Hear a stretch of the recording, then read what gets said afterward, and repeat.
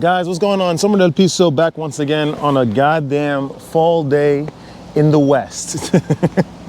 Everyone's chilling about, walking very, very slowly. It seems like they're all not at the twilight phase of their lives, but near like the end. Even people that are in their 20s. It's insane. Where's the energy? There's none. All right, anyway, let's not get too sidetracked. Today, we're gonna talk about Theravada Buddhism. Yet again, I told you guys in my previous live streams, if you guys have been tuning in, that we're gonna talk about Theravada Buddhism for this fall, because Buddhism is a very, very powerful way to explain, technically, the divine. They talk about the various levels of consciousness. They talk about the various states of woe, all of that. So we're gonna get right into it right now. Like, comment, subscribe. Theravada Buddhism, for the people that don't know what that is essentially a sect of Buddhism that is the opposite of Mahayana, whereas Mahayana is more of a shared collective approach to get to nirvana, which is in their version of enlightenment.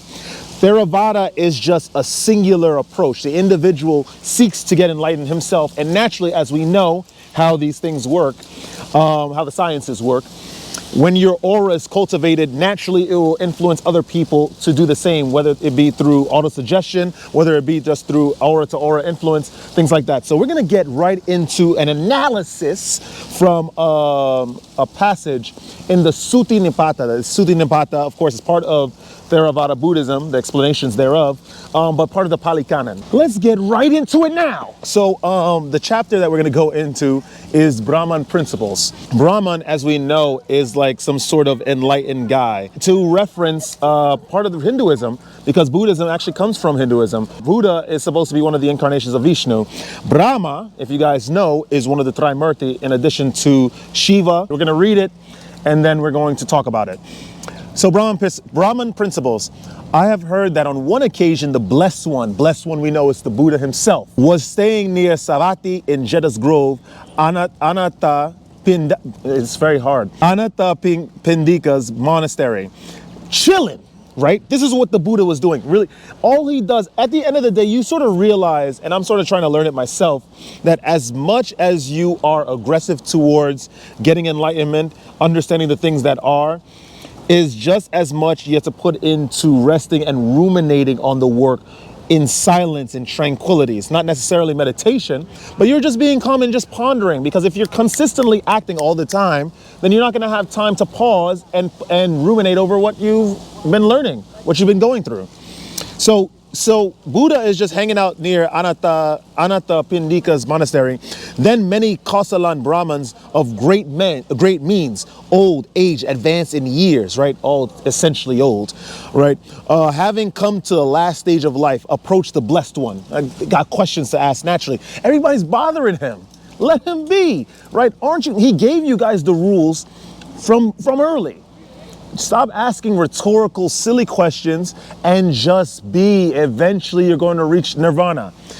But it wouldn't make for a good story, right? If everyone was just silent on their own Theravadic journeys, right? On arrival, they exchanged courteous greetings with him. After an exchange of friendly greetings and courtesies, they sat to one side.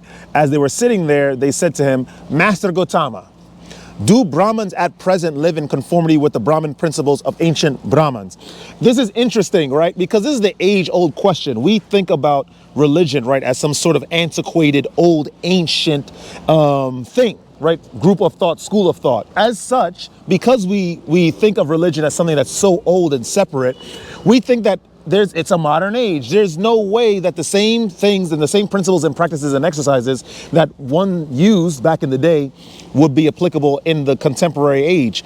But I'm going to answer this question for Buddha, because I've delved into all of, most spirituality, a lot of religions of thought, schools of thought, and I sort of came to an understanding about a lot of these things too. Let's talk about Christianity, for example.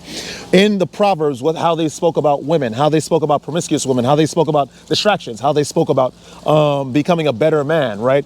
I think they're all applicable now. It's just that we have all these various authors with these published self-help books that are saying essentially the same thing, albeit in a very contemporary, vibing with the young ones rhetoric and language.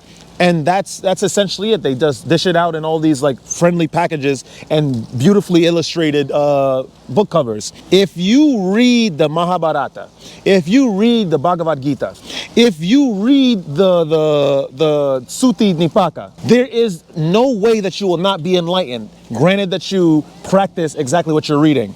Let's see what the Buddha says. I reckon he's going to be in accordance with me, right? Concordance. Let's check it out. This is Buddha now. Master Gautama. No, Brahmins. Brahmins at present don't live in conformity with the Brahmans' principles of ancient Brahmins. I think he's probably taking, it's an opinion that he has, basically, that these guys are, you know, they sort of abandon the way a little. A lot of people sort of think of these old concepts as what they are, ancient, old, and they belong in the past. Now, this is the guys asking Master Gautama, it would be good if Master Gautama described the Brahman principles of ancient Brahmins if it wouldn't burden him. They know that they're bothering the poor bloke. They got all the goddamn answers because Buddha has written and read and said everything. You know how many speeches this guy gave? And they're asking rhetorical questions. I'm telling you. Like I said, it wouldn't make for a good story, right? Let's keep going. Okay, so he's like this. God damn it, I gotta describe, I have to explain now.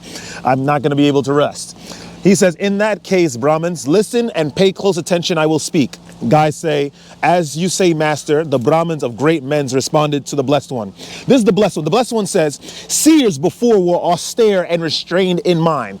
So austere, well, remember the British editorialists love, the finance editorialists love, economic editorialists love using the word austerity. What austerity is an action of allocating important resources towards a certain thing and removing resources from another thing in order to find some sort of efficiency in totality. So being austere means that you're doing just that, except you're not applying it to economic policies, you're applying it to yourself. Instead of devoting all of my focus, this new energy obtained from semen retention, on the women around you, which cannot perceive the higher realms like we can, how about devoting that energy within and trying to break through the constraints and the restraints of the self imposed by yourself being in this physical reality, right? Having austerity measures on the self and being restrained in mind, meaning when there is an idea, a sort of impulse of hate, right? Or sort of wrath, right? Anger.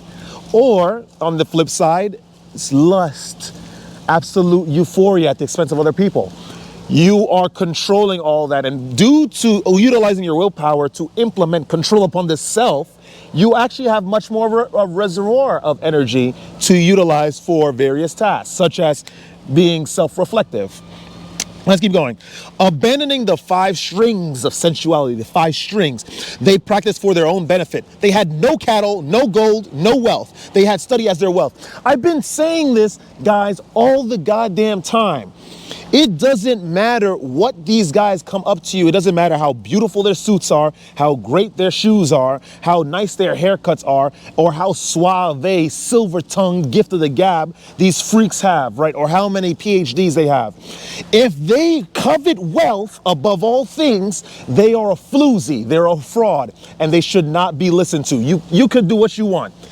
Because you guys are obviously going to do what you want at the end of the day. You're going to listen to individuals that have wealth. They have the idea of what's important in this world. When it's severing them from what's truly important, getting to the higher realms and understanding the realities as they present themselves.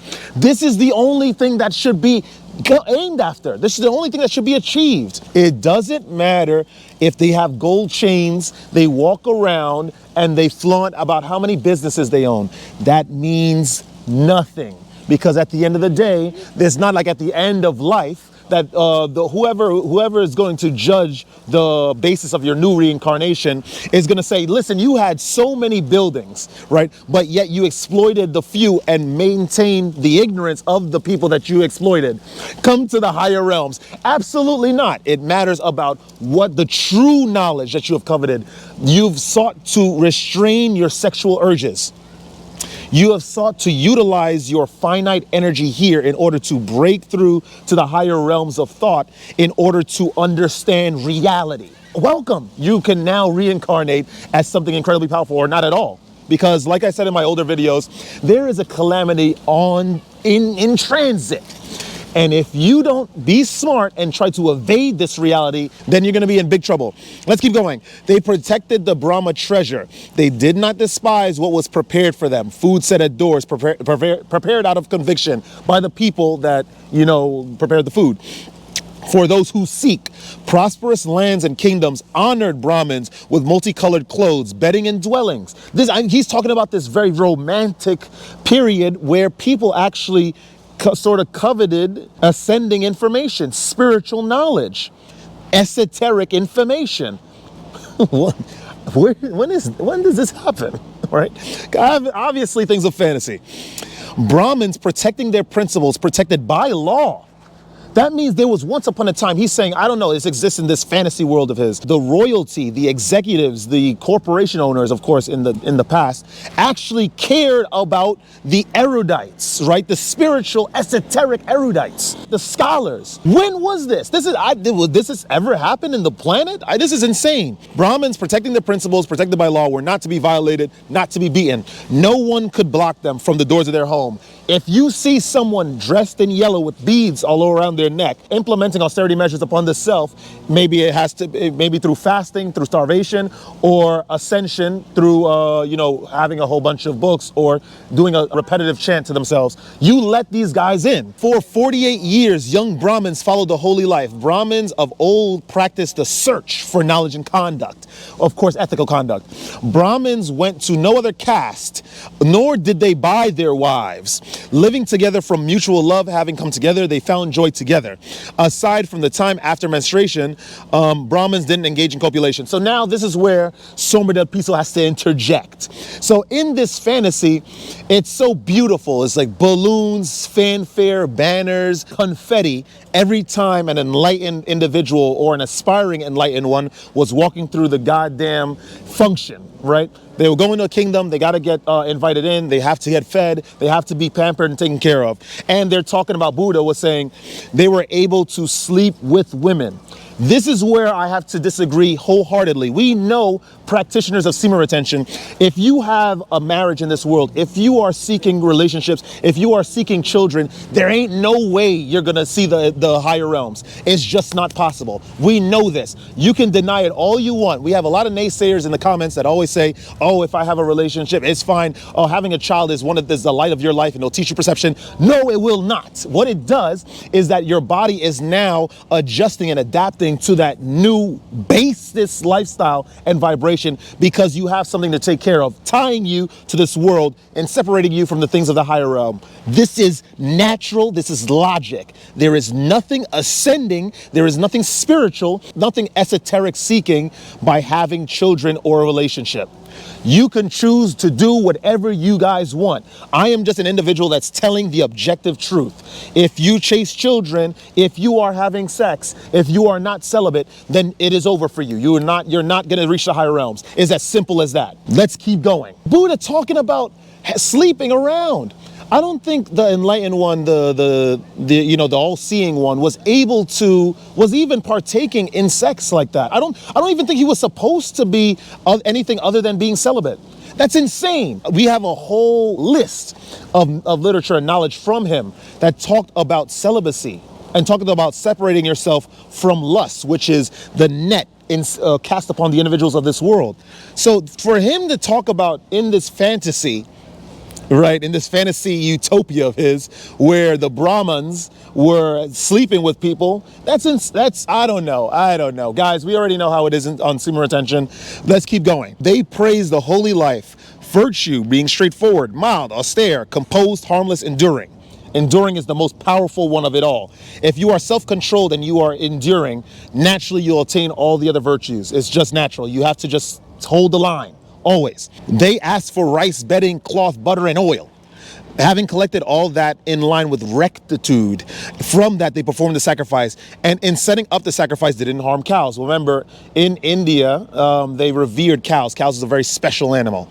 So this is a quote here. Like a mother, father, brother, or other relative, cows are our foremost friends. From them comes medicine. They give food, strength, beauty, and happiness. Knowing this line of reasoning, they didn't harm cows. Delicate, with large bodies, beautiful, prestigious, Brahmins were committed to standards of what should and shouldn't be done in line with their principles. As long as this lasted in the world, humanity prospered in happiness. So we know this. We know this. What is going on right now in this modern society, right? In this modern world, is that people are taken into marriage, right? Marriage of the bodies, right? Just to indulge in sex. Of course, it's a modern world now. There's a contemporary age. We don't need to get married in order to have, sleep with someone. We have licentiousness going on everywhere. We have individuals that believe that they're ascending truly in their hearts, right? They are doing something in the world, although they're having relationships, they're having kids, they're taken into marriage, and they're not seeking the higher planes. They're not enduring. One day they are one thing, another year they believe something else, and the next year they believe something completely contrasts to what they believed in the previous year. All of a basest nature. We know if you continue that lifestyle, if you continue that hunt for the things of the physical, of the basest, there is no way that you can ascend. There's just no way possible. And even if you're not seeking ascension, there is no way that you can maintain happiness. It's as simple as that. There is no other truth. This is interesting how he spoke about this. All right, but listen. Now the enlightened one is getting deep. So we're going to repeat the last sentence just so I can give you guys a little ease into what he's going to show us now. As long as this lasted in the world, humanity prospered in happiness, where people are following their principles, they're austere, they're practicing rectitude, all of that kind of stuff. But a perversion came among them. What do you guys think that is? What do you guys think that could possibly be? Seeing little by little the splendor of kings, women well ornamented, chariots yoked to thoroughbreds, well made and with elaborate embroideries, houses and homes, well proportioned, planned and laid out, lavish human wealth, surrounded by circles of cows, joined with groups of excellent women, the Brahmins grew greedy. You see, now I'm gonna lay it to you flat now. Right? So I'm shouting, bro. I'm going to lay it to you right now. You see, if you are not truly enlightened and you are what's it called? Cat Williams say you play pimping. That means that you are prone to influences from the physical world. Meaning what happened to the Brahmins of this fantasy world of the enlightened one will happen to you. Not necessarily you're going to have circle of cows around you. Remember, this is a contemporary age. We are more fallen than ever. You are going to, say for instance, you have a YouTube channel. You talk about being enlightened. You talk about ascension. And then as a result, you get success to some degree. And then you start seeing celebrities have all their adornments, their Van Cleef & Arpels, Pandora bracelets, Louis Vuitton shoes, Proenza Schoulet bracelets. We have Thomas Meyer, Bottega Veneta bags, right? Everything that showcases wealth, right?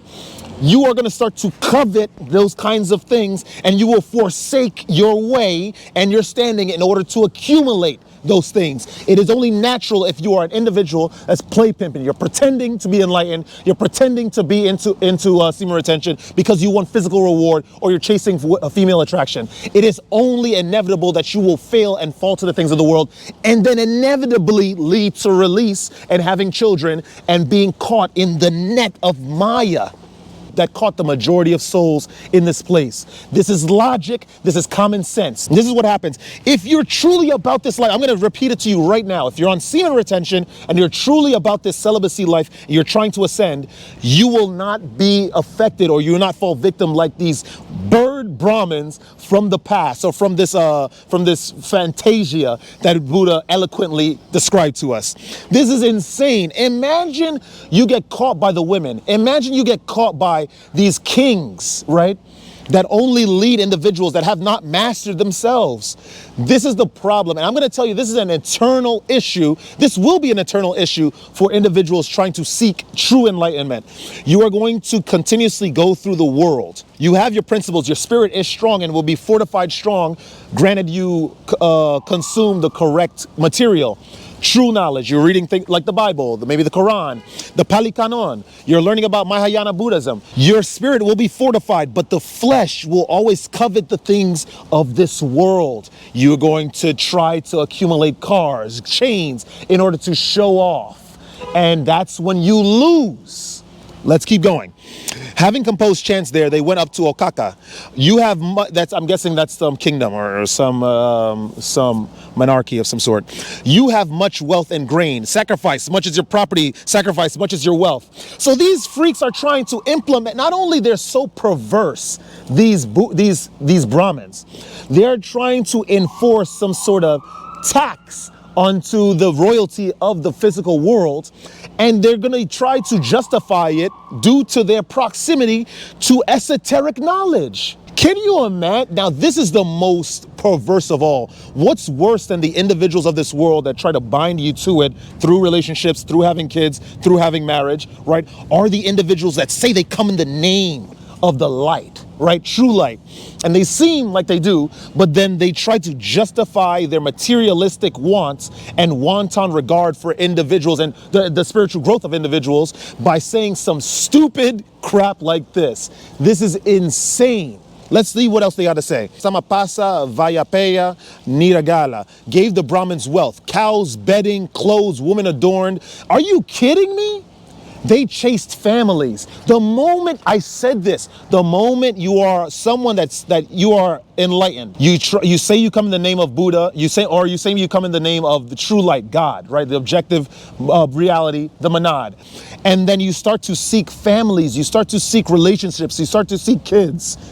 Losing my voice. You start to see kids, you start to see families, you start to see relationships, and then you try to use your God-ordained spiritual energy in order to influence the individuals of the world for personal gain.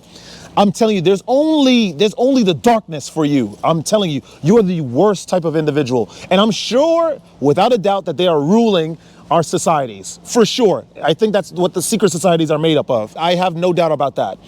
Let's keep going. Woman adorned, chariots yoked to thoroughbreds, well made with elaborate embroideries, having delightful homes. This is nuts, well proportioned, filled throughout with various grains. He gave the Brahmins wealth because he thought that they were coming in the name of the monad. This is insane. And they, receiving the wealth there, found joy together in hoarding it. Overcome by desire, their craving grew more because they identified with this goddamn reality. I'm telling you, I'm going to say it until the very end because I don't know, it seems like you guys are just not getting it. You chase families, you chase relationships, if you chase children, if you smoke cigarettes, you do drugs, you drink alcohol, and you try to come in the name of the light. That means you do semen retention and you're still partaking in these things, you are failing completely. You will not reach the higher realms and you will have a very, very dark fate. There's no one can escape. It's just not possible. Physics ordains this thing. Anything of an action has an equal and opposite reaction. There is no way that something can be done in this world without the vacuum filling it up with the opposite force and action to close the vacuum. It is just physics. It is just the law of the world with the conditions written into all of it, into us all. There is no escape. Then the king, lord of charioteers, induced by the Brahmins, influenced, indirectly manipulated by their newfound covetousness of the material reality, killed in a sacrifice many hundred thousands of cows. Remember, guys, it may not be deep to you, but you have to understand that sacrifice of the cows in regards to how they were revered in the story. Cows are a very sacred animal, right? And they described it earlier in this goddamn chapter. But then somehow the Brahmins were able to influence royalty to sacrifice these sacred animals. This is more I'm telling you this. What's more dangerous than the businessman is the businessman that's manipulating and utilizing spiritual knowledge and esoteric information in order to maintain a materialistic rule. They're the most dangerous. They should be burned at the stake, 100%. They need to be sacrificed. They're the worst type of individual because they're going to justify to each and every soul through all types of psychological, spiritual manipulation why they need to do what is completely against their true self-interest in regards to ascension. These are the most dangerous of folk, and I'm telling you, secret societies are laden with them. The people that worship the 12 and the 13, the 7, the individuals that are Freemasons, all of them, They are all, I know whatever sex, the cult of the serpent, they are all doing what these Brahmins have done in the past. They have fallen and utilizing their sacred knowledge for material gain and domination and continuation of manipulation in this present age. Their ways have gotten a bit more sophisticated. Trust me, it's the same tactics. Let's continue. The cows, meek like sheep, giving milk by the bucket, hadn't with their hooves or horns or anything else done anyone any harm.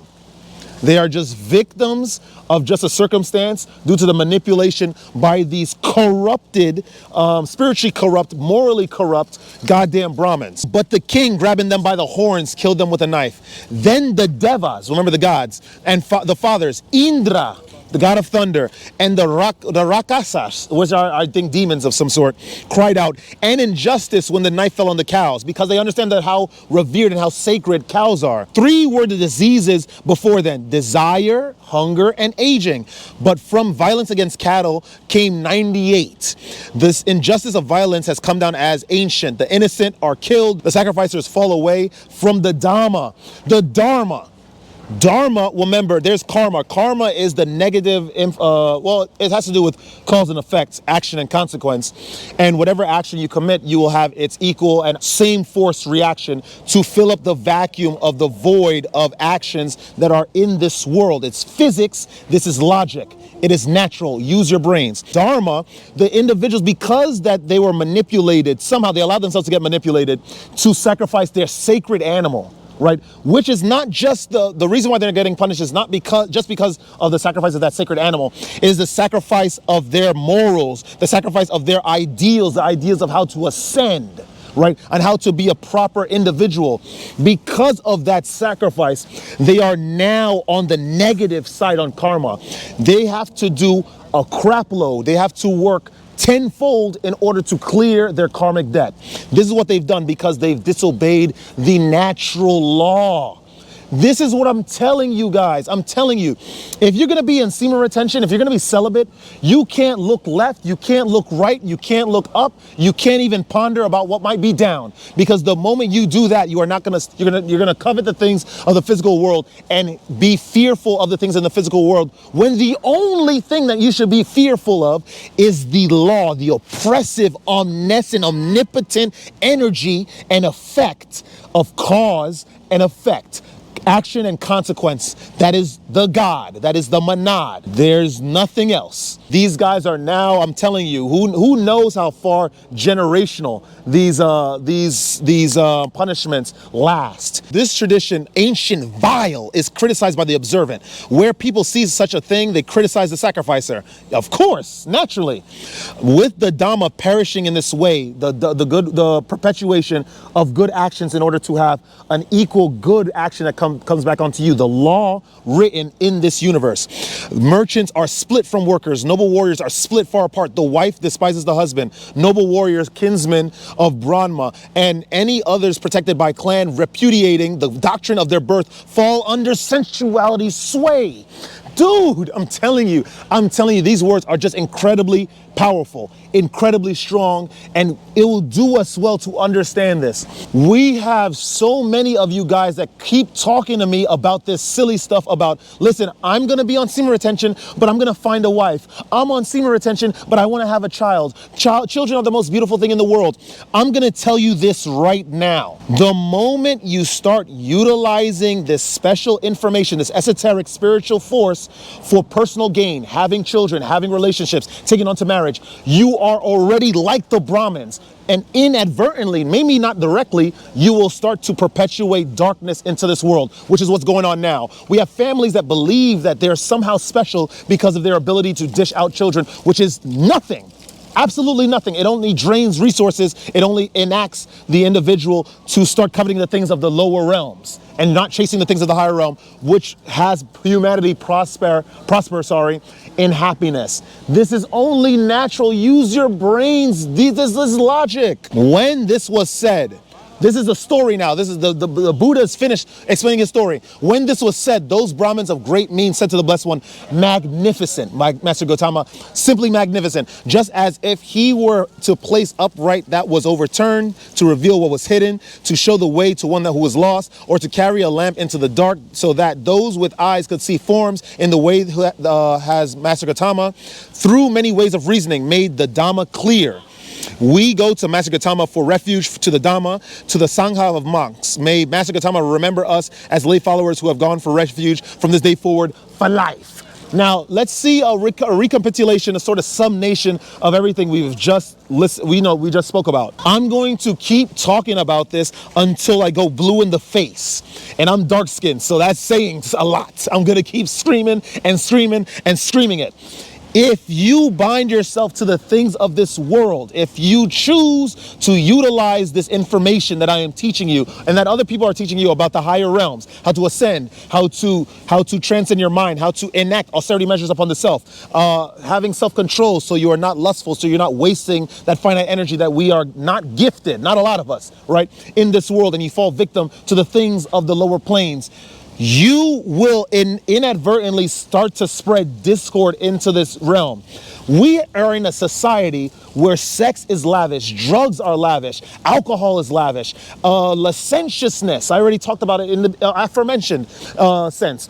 Sex, these are all worshipped and lavish. Goods, material goods. If you do not have a car, we don't need to listen to you. If you do not have a castle, we don't need to listen to you. If you don't have some sort of rank, we don't need to listen to you. When in reality, these are all fetters. The moment that you bind yourself to these vibrations, that's exactly what it is. You are imprisoned by a vibration. It will be incredibly difficult to ascend. There is nothing wrong with children. There is nothing wrong with marriage. Insofar as if you identify with these things, if you try to chase these things, you are locking yourself onto a vibration that is of the lower realms. There's no way that you can ascend. It is not possible. It doesn't matter what these freaks tell you. This is the ultimate truth. You can do what you want because you are all free individuals. You are free men, right? We are all independent men that live in democratic societies. Of course, versus the people that live in China, Russia, so on and so forth. But I am telling you this society has done nothing for us except give us more distractions and separating us further and further from the way. Right, the way of enlightenment. Gentlemen, do your best, be on semen retention and be on it completely. It's as simple as that. And with that being said, that's all I have to say today. If you guys enjoyed that kind of content, like, comment, subscribe, share the video with some peers. Don't ever let this place get you down. Listen, I told you this constantly. The world is interwoven with condition. The conditions of action and consequence. You will be angry in thought, not even in deed. And you will have your recompense in the manifestation of that thought in the individuals around you. This is just how the rule works. It has always worked like that. And when we are gone, when this video persists in the future, the people will finally learn of this reality that existed from time immemorial. You must understand that with every action, even in thought, that you will have your recompense. If you're on semen retention and you use that energy that you are gaining and cultivating to influence, to manipulate, then you will have your recompense, and it shall be very, very strong. Stay radiant, my friends. I'm going to see you guys in the next video.